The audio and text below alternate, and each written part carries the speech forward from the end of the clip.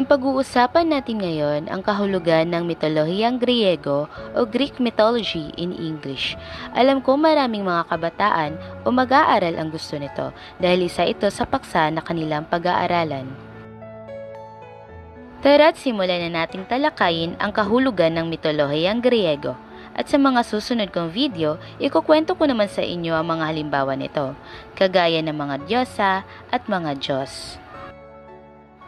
Ang mitolohiyang Griego ang katawan ng mga mito at katuruan ng mga sinaunang Griego na nauukol at nagpapaliwanag ng pinagmulan at kalikasan ng mundo at nagdidetalye ng mga buhay at pakikipagsapalaran ng kanilang iba't ibang mga Diyos at mga bayani.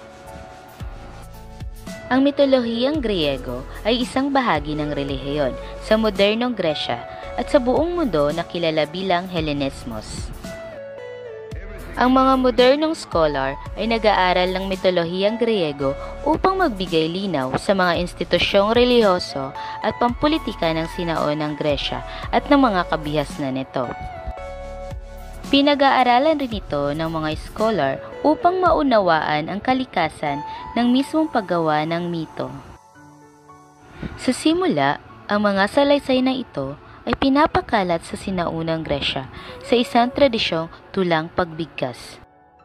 Sa kasalukuyan naman, ang ating mga nananatiling sanggunian ng mga mitolohiyang Griego ay ang mga gawang pampanitika ng mga tradisyong pagbigkas. Sumasalamin din ang mitolohiyang Griego sa mga artipakto, ilang mga gawang sining, lalo na yung mga pintor ng mga florera.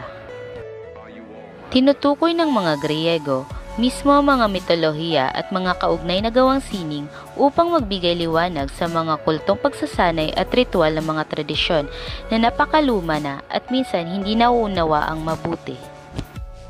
At ayun na nga mga kaibigan, ang kahulugan ng mitolohiyang Griego at ang susunod ko namang ikukwento sa inyo ay ang kwento ng Diyos ng Langit na si Zeus, isa sa mga paksa ng mitolohiyang Griego.